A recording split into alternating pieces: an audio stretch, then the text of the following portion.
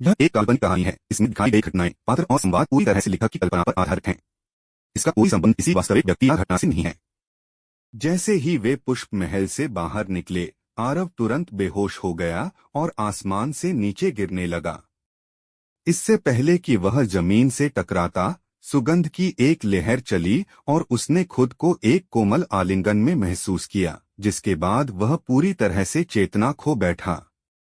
नाजिन की भौहें थोड़ी सिकुड़ गईं क्योंकि वह अपनी बाहों में आराम कर रहे आरव को देख रही थी, और उसने कहा, मुझे उम्मीद है कि उस तकनीक ने, जिसने जबरदस्ती तुम्हारी साधना को बढ़ाया था, तुम्हारी नींद को नुकसान नहीं पहुंचाया होगा, वरना यह वास्तव में बहुत उबाऊ होगा। आन वंश के एक आत्मोन्नति स्तर के विशेषज्ञ ने पूछा, युवा मिस, अब हमें कहाँ जाना चाहिए? नाजिन ने एक पल के लिए गहराई से विचार किया और फिर कहा, डार्क बिस्ट साम्राज्य की ओर। केवल वहीं रहकर वह अस्थायी रूप से सुरक्षित रह सकता है। जैसे ही उसने बोलना समाप्त किया, नाजिन ने अपनी गति बढ़ाई और डार्क बिस्ट साम्राज्य की ओर निकल पड़ी।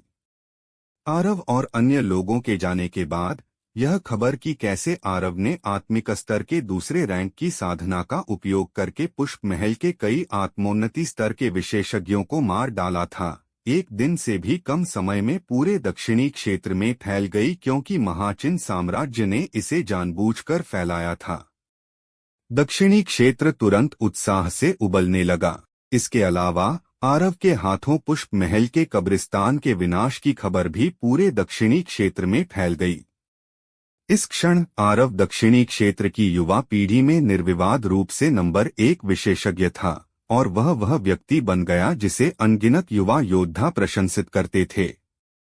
क्योंकि महाचिन साम्राज्य द्वारा फैलाई गई जानकारी में कहा गया था कि आरव ने अपनी मां को बचाने के लिए क्रोध में पुष्प महल पर हमला किया था, और वह एक दयालु व्यक्ति था जिसे पुष्प महल द्वारा प्रताड़ित किया गया और ऐसा करने के लिए मजबूर किया गया। दूसरी ओर महाचिन साम्राज्य के प्रचार ने पुष्प महल को कमजोरों के खिलाफ एक निर्दयी अत्याचारी के रूप में चित्रित किया। संक्षेप में, पुष्प महल को हर तरह के बुरे विशेषण दिए गए और उसकी प्रतिष्ठा में भारी गिरावट आई। इसके अलावा उस दिन से पुष्प महल ने खुद को दुनिया से अलग कर लिया और वह धीरे धीरे सार्वजनिक दृष्टि से ओझल होने लगा। तलवार संप्रदाय, पूरे तलवार संप्रदाय के शिष्य यह सुनकर खुशी से झूम उठे। यह कहा जा सकता था कि आरव ने उनका बदला लेने में मदद की थी। आखिरकार उनके संप्रदाय के कई साथी कुछ समय पहले पुष्प महल के हाथों मारे गए थे। हालांकि उन सभी को थोड़ा पछतावा भी था, क्योंकि आरव अब तलवार संप्रदाय का शिष्य नहीं था। यदि आरव अभी भी उनके संप्रदाय का शिष्य होता, तो केवल इसी युद्ध ने पूरे दक्षिणी क्षेत्र में तलवार संप्रदाय की प्रतिष्ठा को गुंजायमान कर दिया होता। दुर्भाग्य से वह अब संप्रदाय का हिस्सा नहीं था, इसलिए उसकी प्रतिष्ठा कितनी भी महान क्यों न हो, वह उसकी अपनी थी और इसका तलवार संप्रदाय से कोई लेना देना नहीं था। शीतसमीर खाई शैलाधर एक विशाल चट्टान पर चुपचाप बैठी थी, और जब उसने सुना कि आरव पुष्प महल से सुरक्षित निकल गया है, तो उसके बर्फीले ठंडे चेहरे पर एक दुर्लभ मुस्कान आ गई। उसे इस बात की परवाह नहीं थी कि उसने कितने आत्मोन्नति स्तर के विशेषज्ञों को मारा या उसकी प्रतिष्ठा कितनी बड़ी थी, उसे केवल इस बात की परवाह थी कि वह जीवित है। शैलाधर खड़ी हुई, डार्क बिस्ट साम्राज्य की दिशा में देखा और फिर खाई के प्रवेश द्वार की ओर चल दी। चूंकि आरव ठीक था, तो वह अब निश्चिंत होकर तलवार संप्रदाय को पुनर्गठित कर सकती थी। दूरी पर एक निश्चित स्थान पर रणवीर ने राहत की सांस ली जब उसने शैलाधर को खाई के प्रवेश द्वार की ओर जाते देखा, क्योंकि वह कई दिनों और रातों से वहीं बैठी थी। अगर आरव पुष्प महल में मारा गया होता, तो वह कल्पना भी नहीं कर सकता था कि उसकी बेटी उस समय किस तरह का पागलपन कर सकती थी। सौभाग्य से आरव जीवित था। महापर्वत श्रृंखला, डार्क बिस्ट साम्राज्य। नाजिन और अन्य लोगों को यहाँ लौटे 3 दिन हो चुके थे, लेकिन आरव अभी भी बेहोश था। वह बहुत गंभीर रूप से घायल था, खासकर राजसिंहासन स्तर के विशेषज्ञ वैदेही के उस हमले को सहने के बाद। उसके शरीर और आंतरिक अंगों को भारी चोट लगी थी, और यहाँ तक कि बिस्ट सम्राट ने भी इतनी गंभीर चोट के बाद आरव के जीवित रहने की क्षमता पर प्रशंसा व्यक्त की। बिस्ट सम्राट के लिए इससे भी अधिक चौंकाने वाली बात यह थी कि आरव के घाव वास्तव में बेहद डरावनी गति से भर रहे थे। जहां तक उसके अभी तक न जागने का सवाल था, यहां तक कि बिस्ट सम्राट भी पूरी तरह से निश्चित नहीं थे। हालांकि उन्हें यकीन था कि आरव की जान को कोई खतरा नहीं है। समय बीतता गया और बेहोश होने के 5वें दिन आरव की आंखें धीरे धीरे खुली। जागने के बाद उसने देखा कि उसकी साधना गिरकर राजा स्तर के 9वें रैंक पर आ गई थी। इससे उसने तुरंत राहत की सांस ली, क्योंकि यह केवल उसके स्तर में गिरावट थी, इसलिए स्थिति बहुत खराब नहीं थी। आखिरकार उसे बस कड़ी मेहनत करनी थी और वह जल्दी ही फिर से आत्मिक स्तर प्राप्त कर लेगा। जागने के बाद उसने जो सबसे पहला काम किया वह था पागलों की तरह साधना शुरू करना। उसकी मां की मृत्यु क्यों हुई? वह पुष्प महल को नष्ट करने में असमर्थ क्यों रहा? इसका केवल एक ही कारण था, वह यह कि वह बहुत कमजोर था। निश्चित रूप से सबसे महत्वपूर्ण बात यह थी कि वह अपने प्रियजनों और जिनकी वह परवाह करता था, उनके साथ कुछ भी बुरा नहीं होने देना चाहता था। उसकी छोटी बहन दिव्या, शैलाधर, उसके पास अभी भी कई लोग थे जिन्हें उसे सुरक्षित रखना था। इसलिए उसे और शक्तिशाली बनना था। उसे उस स्तर तक मजबूत होना था कि इस पूरी दुनिया में कोई भी उसे या उसके प्रियजनों को धमकी न दे सके। महापर्वत श्रृंखला के भीतर एक गहरे पहाड़ पर आरव ने अपनी तलवार को पकड़ रखा था और वह उसे बिना रुके तेजी से चला रहा था। जैसे ही वह तलवार घुमाता, तलवार की ऊर्जा के अनगिनत धागे, जो सुई की तरह महीन थे, बारिश की तरह चारों ओर फैल जाते, जिससे उसके चारों ओर अनगिनत छेद हो जाते। यह तलवार सूत्र तकनीक थी जो तलवार की आत्मा ने उसे दी थी। हालांकि यह उसकी खुद की बनाई तकनीक त्रितत्व जितनी शक्तिशाली नहीं थी, लेकिन इसका एक फायदा था, यह इतनी सघन थी कि इससे बचना लगभग असंभव था। इसके अलावा यदि वह केवल एक सूत्र भी छोड़ता तो वह उसके प्रतिद्वंद्वी को अचानक पकड़ सकता था और उससे सावधानी बरतना लगभग नामुमकिन होता। त्रितत्व को शक्ति संचित करने के लिए एक क्षण की आवश्यकता होती थी और इसे चलाने में समय लगता था। लेकिन तलवार सूत्र की ऐसी कोई सीमा नहीं थी। इसे तेजी से चलाया जा सकता था और यह बेहद व्यावहारिक थी, चाहे वह आमने सामने की लड़ाई हो या समूहों के खिलाफ। तलवार सूत्र के अलावा उसने उस तथाकथित तलवार की आत्मा का अध्ययन किया जिसके बारे में मुक्त साधक की आत्मा ने उसे बताया था। यह बहुत जटिल नहीं था। सरल शब्दों में कहें तो यह एक आत्मा के रूप में तलवार की तकनीक चलाना था। हर रात की कहानी, हर दिन का धमाका, सिर्फ स्टोरी हंगामा पर। तो अभी सब्सक्राइब करें और बेल आइकन दबाएं, क्योंकि अगली कहानी आप मिस ना कर पाए। निश्चित रूप से इसे अब तलवार तकनीक नहीं बल्कि एक आत्मा तकनीक कहा जाता था। यह हमला नानजिंग के त्रय मंत्र के समान था। यह अत्यंत रहस्यमयी था क्योंकि यह कुछ विशिष्ट खजानों को छोड़कर अन्य सभी रक्षात्मक वस्तुओं को नजरअंदाज कर सकता था। यहाँ तक कि एक उच्च श्रेणी का दिव्य स्तर का खजाना भी आत्मा तकनीक के सामने बेकार था। आत्मा तकनीक चलाने के लिए उसे पहले अपनी आत्मा पर नियंत्रण पाना था, या दूसरे शब्दों में अपनी आत्मा को शरीर से बाहर निकलने देना था। सौभाग्य से इसे करने का तरीका तलवार संप्रदाय के स्थापना पूर्वज की यादों में दर्ज था, इसलिए उसे खुद कोई तरीका सोचने की जरूरत नहीं पड़ी। तलवार संप्रदाय के स्थापना पूर्वज द्वारा छोड़े गए स्मृति अंशों के साथ तलवार सूत्र और आत्मा दोनों में उसकी साधना खतरनाक गति से सुधरी, क्योंकि उन यादों में अनुभव और समझ का विशाल भंडार था जिसने उसे गलत रास्तों पर जाने से बचाया।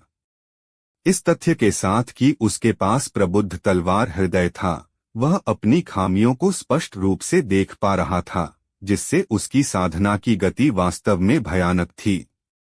इसके अलावा वह भावुक होकर आह भरे बिना नहीं रह सका, क्योंकि खुद रास्ता खोजने और किसी के मार्गदर्शन में होने के बीच का अंतर वाकई बहुत बड़ा था।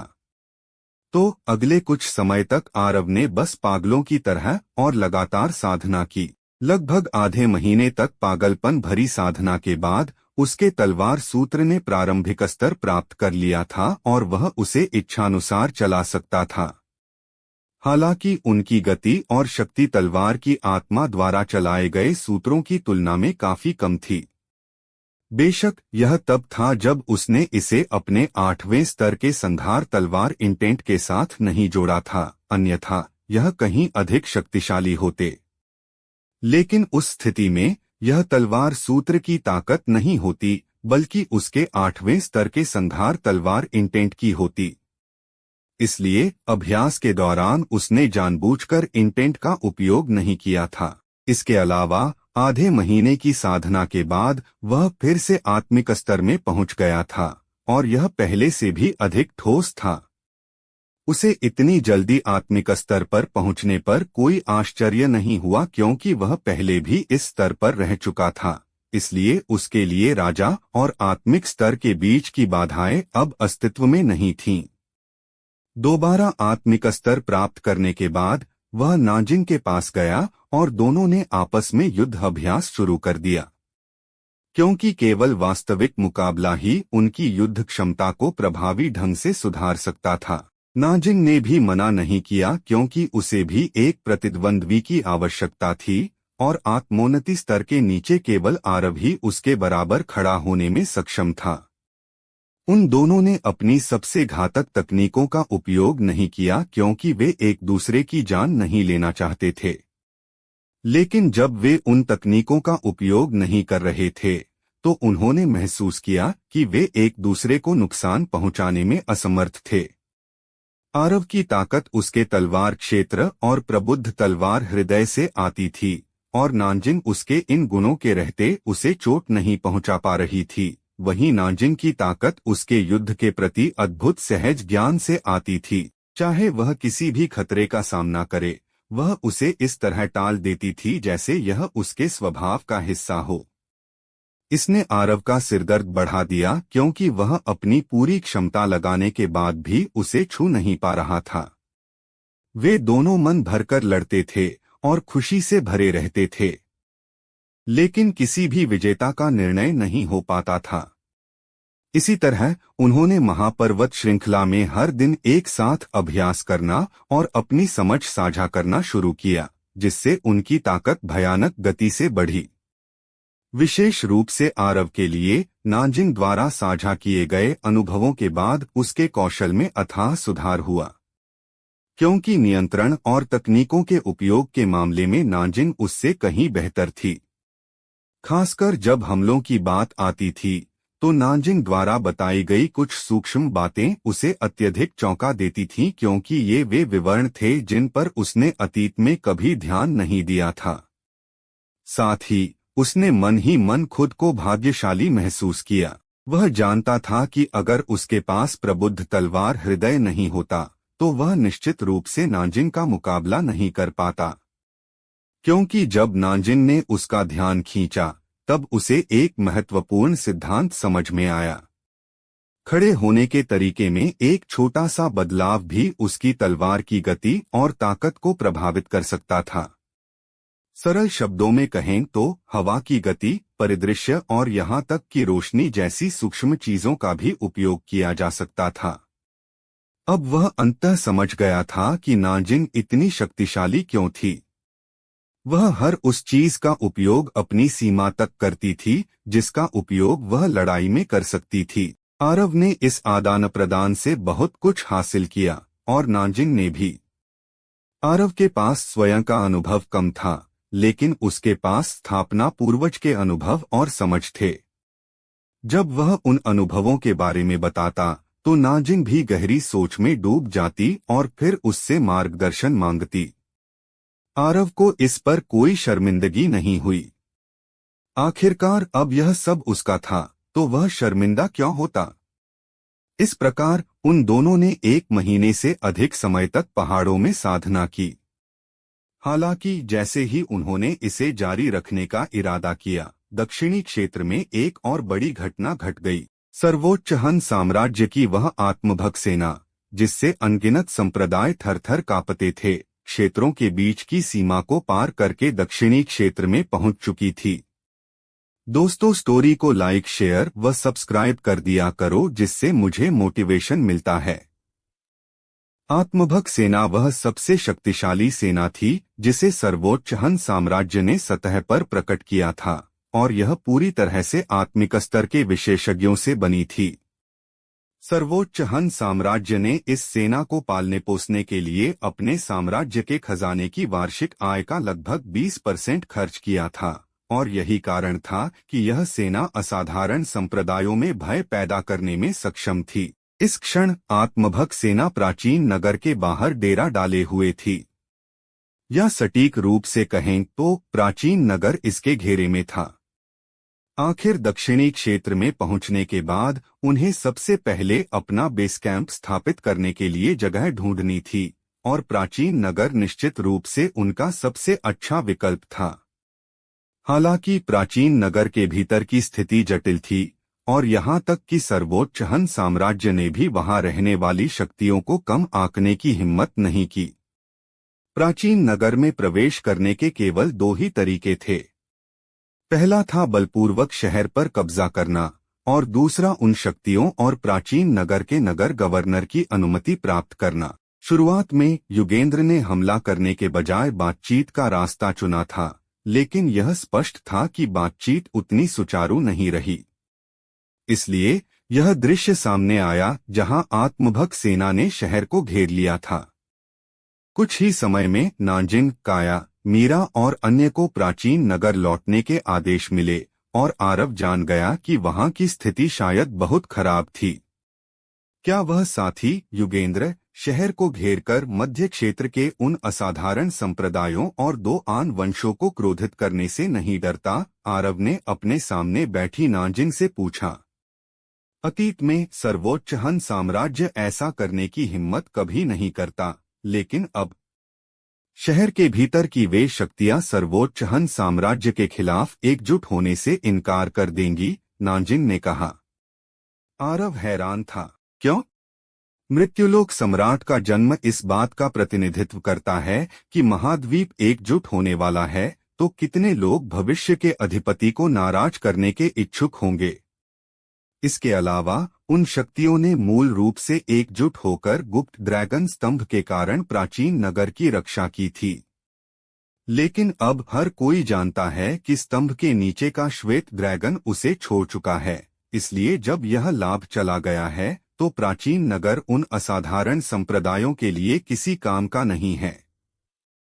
आखिर शहर के भीतर के लाभों को व्यावहारिक रूप से मेरे 2 आन वंशों और नगर गवर्नर द्वारा पूरी तरह से जब्त कर लिया गया है, इसलिए शायद केवल मेरा आन वंश और नगर गवर्नर ही सर्वोच्च हन साम्राज्य के खिलाफ जाएंगे, नांजिन ने कहा। क्या वे सर्वोच्च हन साम्राज्य का विरोध कर पाएंगे? आरव ने धीमी आवाज में कहा। 1 लाख आत्मिक स्तर के विशेषज्ञ शायद एक राजसिंहासन स्तर के विशेषज्ञ को भी कुचलने में सक्षम होंगे, है ना? आपके वंश उस सेना का सामना कैसे करेंगे? आन वंश और नगर गवर्नर के एस्टेट को कम मत समझो, नांजिन सपाट स्वर में बोली। चूंकि हम हजारों वर्षों तक जीवित रहने में सक्षम रहे हैं, तो स्वाभाविक रूप से हमारे पास अपने स्वयं के तुरुप के पत्ते हैं। अगर बात यहाँ तक आ जाए कि हमारे पास लड़ने के अलावा कोई विकल्प न बचे, तो 2 आन वंशों और नगर गवर्नर एस्टेट की संयुक्त सेना के साथ उस सेना का विनाश करना बहुत कठिन नहीं होगा। हमें वापस बुलाए जाने का कारण शायद यह है कि उन्हें चिंता है कि सर्वोच्च हन साम्राज्य दक्षिणी क्षेत्र में अन्य सेनाओं या विशेषज्ञों को भेज सकता है।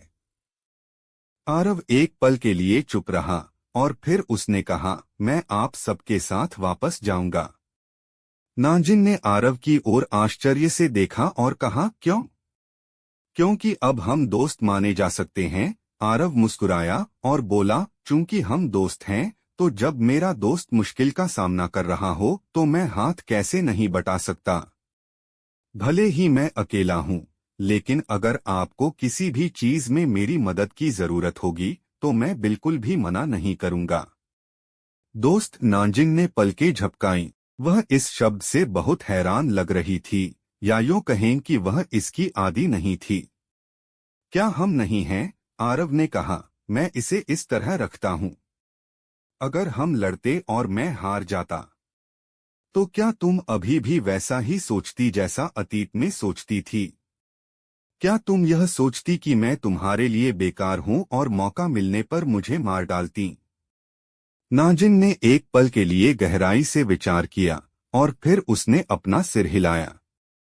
आरव बस बोलने ही वाला था कि नाजिन ने कहा, वह परिणाम समझ में नहीं आता क्योंकि मैं तुम्हें मार नहीं सकती। आरव अवाक रह गया। लेकिन चाहे कुछ भी हो, तुम्हारे बोले गए उन शब्दों को सुनकर मुझे वाकई बहुत अच्छा लगा, नाजिन ने आगे कहा। कौन से शब्द? मैं तुम्हें नहीं बताऊंगी। खुद इसके बारे में सोचो। आरव फिर से अवाक रह गया। नाजिन और अन्य लोगों के साथ प्राचीन नगर लौटने का वादा करने के बाद आरव ने डार्कबिस्ट साम्राज्य छोड़ दिया और मृत्यु अंधकार खाई पहुंच गया। आरव बुजुर्ग मुनिश की कुटिया की ओर बढ़ा और झुककर प्रणाम किया। वह बस बोलने ही वाला था कि अचानक कुटिया के भीतर से बुजुर्ग मुनिश की आवाज आई, अंदर आ जाओ। वहां अंदर? आरव थोड़ा चकित था। आखिर बुजुर्ग मुनिश ने अतीत में उसे कभी भी कुटिया में प्रवेश करने के लिए नहीं कहा था। भले ही वह इसके अंदर क्या है इसे लेकर बहुत उत्सुक था, लेकिन उसने कभी प्रवेश करने के लिए नहीं पूछा था, क्योंकि वह जानता था कि चूंकि बुजुर्ग मुनिश ने उसे प्रवेश की अनुमति नहीं दी थी, तो इसके पीछे निश्चित रूप से कोई कारण था। लेकिन अब उसे उम्मीद नहीं थी कि बुजुर्ग मुनिश वास्तव में उसे अंदर आने के लिए कहेंगे। आरव एक पल के लिए हिचकिचाया, फिर उसने दरवाजा धकेला और अंदर चला गया। जैसे ही उसने अंदर कदम रखा, उसे अपने आसपास की दुनिया घूमती हुई महसूस हुई और फिर उसकी दृष्टि के भीतर सब कुछ विकृत हो गया। इसके अलावा उसे चक्कर आने लगे, जिससे वह अपनी भौहें सिकोड़ने पर मजबूर हो गया। अज्ञात समय बीतने के बाद आरव ने धीरे धीरे अपनी आंखें खोली। इस क्षण वह एक अत्यंत विशाल चौक पर था और उस चौक पर काले पत्थर के ताबूतों का एक घना विस्तार बिछा हुआ था। वहां हजारों की संख्या में ताबूत थे। अतीत में मैंने तुम्हें यहां नहीं आने दिया क्योंकि तुम्हारी ताकत बहुत कम थी और तुम भ्रम की संरचना के प्रभाव का विरोध करने में असमर्थ होते। अब तुम्हें कुछ चीजों के बारे में बताने का समय आ गया है, वरना शायद बहुत देर हो जाएगी। बुजुर्ग मुनिश आरव के सामने प्रकट हुए और धीरे से बोले। ये ताबूत? आरव ने चेहरे पर झटके के साथ पूछा। उसने कल्पना भी नहीं की थी कि बुजुर्ग मुनिश की कुटिया के भीतर वास्तव में एक पूरी तरह से अलग स्थान था। महानुभावों की समाधि, बुजुर्ग मुनिश ने कहा, हर एक ताबूत के भीतर एक विशेषज्ञ है।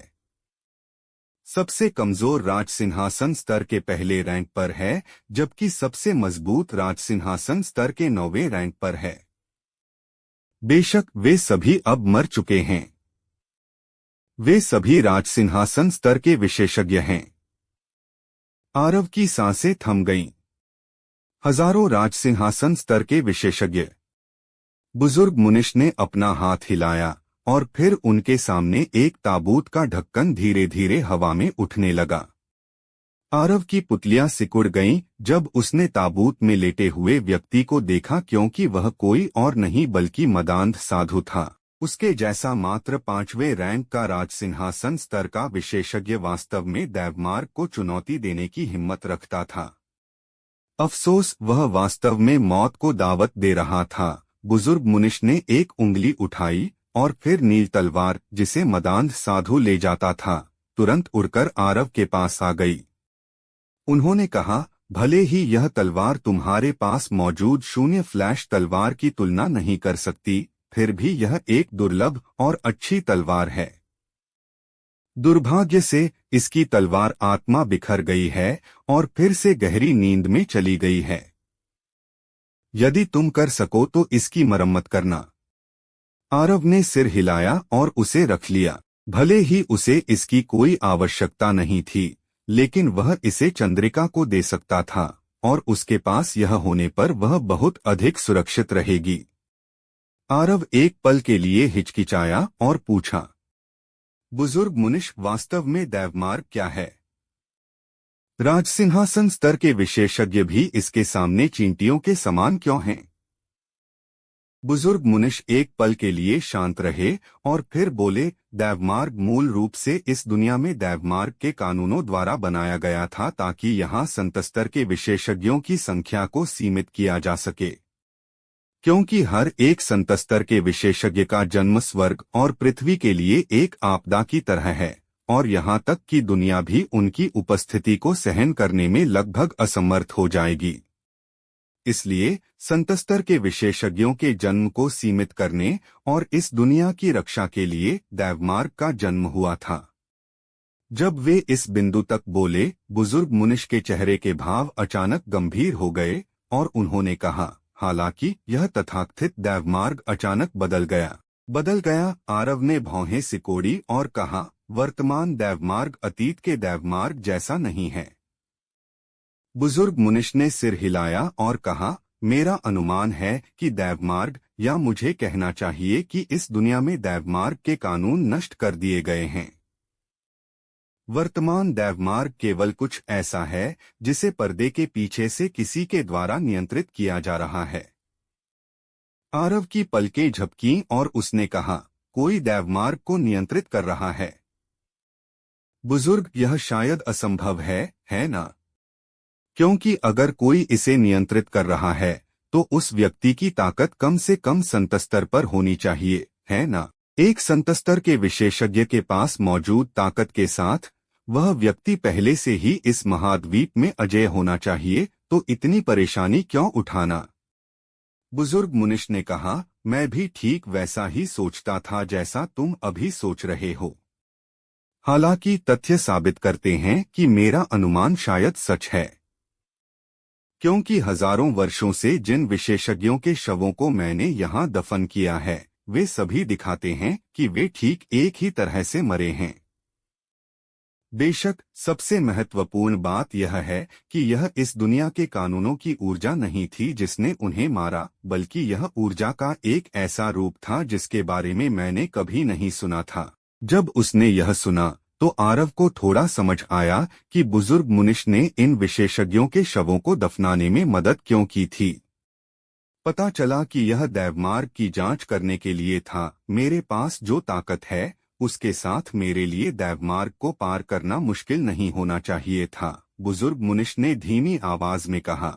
हालांकि मैं उनकी तरह बिना कारण जाने मरना नहीं चाहता, इसलिए मैंने दैवमार्ग को पार करने की कोशिश के दौरान मारे गए इन विशेषज्ञों की जांच करते हुए अपनी साधना को लगातार दबाकर रखा।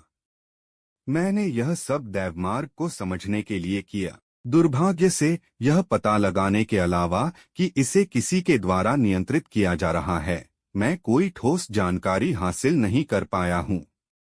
आरव कड़वाहट से हंसा और बोला, बुजुर्ग, यह सब जो आपने बोला है वह मुझसे बहुत दूर लगता है। इसके अलावा मुझे लगता है कि मैं आपकी बिल्कुल भी मदद करने में असमर्थ हूँ। आखिर मेरे पास अभी दैवमार्ग को चुनौती देने की क्षमता नहीं है। यह तुमसे बहुत दूर नहीं है। बुजुर्ग मुनिश मुस्कुराए और बोले, तुम्हें पता है, मैंने महसूस किया है कि हमारी इस दुनिया की ऊर्जा तेजी से गायब हो रही है। मुझे कारण नहीं पता, लेकिन मुझे लगता है कि यह उस अस्तित्व से संबंधित है जो पर्दे के पीछे से दैवमार्ग को नियंत्रित कर रहा है। यदि इस दुनिया की ऊर्जा गायब हो जाती है तो तुम्हें इसके परिणामों के बारे में पता होना चाहिए। उस समय मनुष्यों की उम्र अधिकतम 100 वर्ष होगी और हम साधना करने में असमर्थ होंगे। इसलिए सभी साधक सामान्य लोगों की तरह या उससे भी बदतर हो जाएंगे। सीधे शब्दों में कहें तो यह महाद्वीप का अंत होगा। आरव का दिल दहल गया क्योंकि सूक्ष्म भंवर के भीतर की छोटी लड़की ने भी इसी तरह के शब्द कहे थे। क्या यह दुनिया वाकई विनाश की कगार पर हो सकती है? आरव ने अपना सिर हिलाया और कहा, बुजुर्ग, आप मुझे इस दुनिया का रक्षक बनने के लिए कहने के बारे में तो नहीं सोच रहे हैं, है ना? यदि ऐसा है तो मुझे डर है कि मैं इसे पूरा नहीं कर पाऊंगा। मेरी राय में इतना ही काफी है कि जिन लोगों की मैं परवाह करता हूं वे सुरक्षित रहें। रही बात दूसरों के भाग्य की, मुझे खेद है लेकिन मैं उतना महान नहीं हूं। इसके अलावा मेरे पास वह रक्षक बनने की ताकत भी नहीं है। ऊर्जा का असीम सागर तुम्हारे पास है ना? नहीं, अब इसे सूक्ष्म भंवर कहा जाना चाहिए, है ना? बुजुर्ग मुनिश आरव की ओर देखते हुए रहस्यमय ढंग से मुस्कुराए। आरव के चेहरे के भाव हिंसक रूप से बदल गए और ऐसा लगा जैसे उसे बहुत गहरा सदमा लगा हो। अब क्या होने वाला है आगे सुनते रहिए सर्वशक्तिमान हमारे चैनल स्टोरी हंगामा पर।